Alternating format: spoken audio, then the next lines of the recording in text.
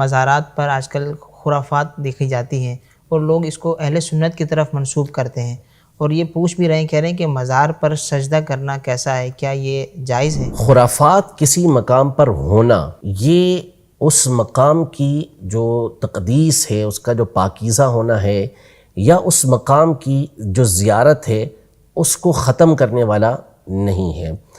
خرافات کو ختم کیا جائے گا نہ کہ اس جگہ پر جانا، اس جگہ کی جو تقدیس ہے، اس کی جو پاکیزی ہے اس کو وہ ختم کرے۔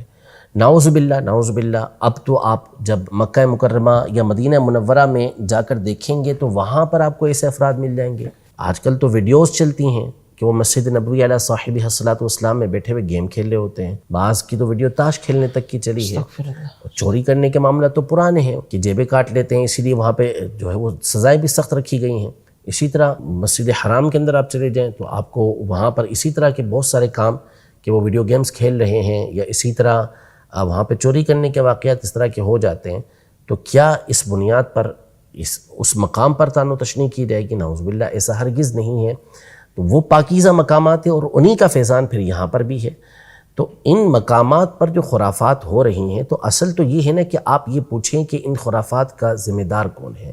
علماء اہل سنت تو اس کا سختی کے ساتھ رد کرتے ہوئے آ رہے ہیں، مسلسل ان باتوں کو بیان کرتے ہیں کہ وہاں پہ جو افراد اس طرح کے بیٹھتے ہیں اور عمومی طور پر وہ مزار کے باہر کے کسی پورشن کے اندر موجود ہوتے ہیں اور وہاں پر وہ خرافات جو کرتے ہیں، یعنی جہاں کرتے ہیں، ہر جگہ ضروری نہیں کہ ایسا ہو، جہاں ایسا معاملہ کرتے ہیں تو وہ ان کا ذاتی فعل ہوتا ہے۔ علماء اہل سنت اس کی سختی کے ساتھ ہمیشہ تردید کرتے ہوئے آئے ہیں، اس کا رد کرتے ہوئے آئے ہیں۔ اب یہ جس کی ذمہ داری ہے، جو ادارے اس کے ذمہ دار ہیں، ان کی یہ ذمہ داری ہے کہ وہ ان لوگوں کو وہاں سے ہٹائیں۔ ظاہر ہے کہ یہ اختیار علماء کے ہاتھ میں نہیں ہوتا، عام لوگوں کے ہاتھ میں نہیں ہوتا۔ وہاں جو افراد بیٹھے ہوئے ہیں ان کو ہٹانے کا کام یہ اداروں کا کام ہوتا ہے کہ وہ ان کو ہٹائیں گے، نہ یہ کہ علماء اہل سنت ان کو ہٹائیں گے۔ وہ تبلیغ کر سکتے ہیں، وہ سمجھا سکتے ہیں، وہ بتا سکتے ہیں کہ بھئی یہ غلط ہے۔ خود امیر اہل سنت دامت برکاتہم العالیہ جو اس دور میں اہل سنت کی نمایاں ترین شخصیت ہیں، انہوں نے اس حوالے سے کتنی مرتبہ ان چیزوں کی تردید کی ہے کہ ہمارا ان لوگوں سے کوئی تعلق نہیں ہے، اور ان خرافات کو ہم غلط کہہ رہے ہوتے ہیں کہ وہاں بیٹھ کر جو بھنگ پی رہے ہوتے ہیں یا عورتوں سے ملاقات کر رہے ہوتے ہیں، نمازوں کو چھوڑ رہے ہوتے ہیں، ان سے ہمارا کوئی تعلق نہیں ہے۔ یہ چیزیں چاہے اس مقام پر کی جائیں وہاں بھی غلط ہیں، کسی اور مقام پر کی جائیں وہاں بھی غلط ہیں۔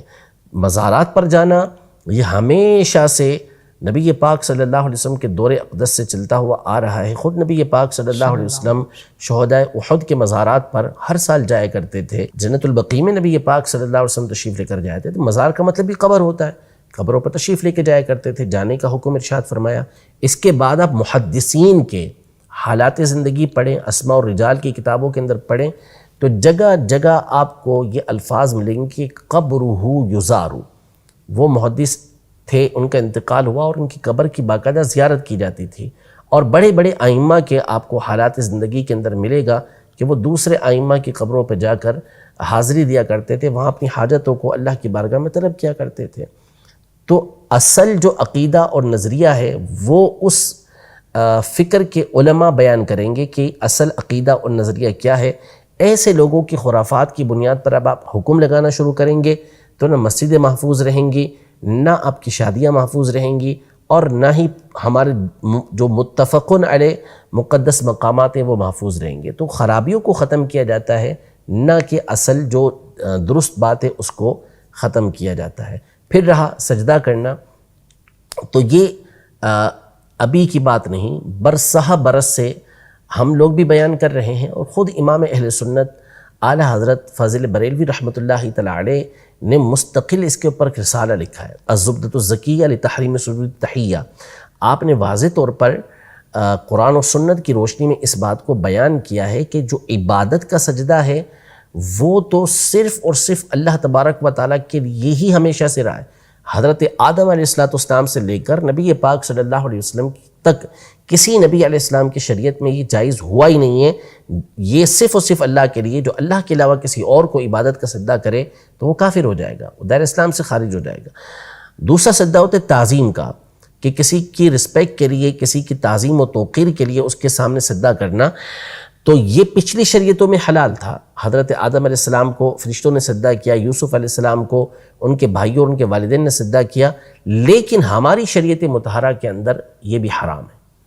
یہ تفصیل کے ساتھ احادیث طیبہ کی روشنی میں اعلیٰ حضرت امام اہل سنت رحمۃ اللہ تعالی علیہ نے بیان فرمایا کہ نہیں، ہماری شریعت کے اندر نبی پاک صلی اللہ علیہ وسلم نے تعظیم کا سجدہ بھی منع فرما دیا، تو نہ مزار کو سجدہ کر سکتے ہیں، نہ کسی انسان کے سامنے سجدہ کر سکتے ہیں۔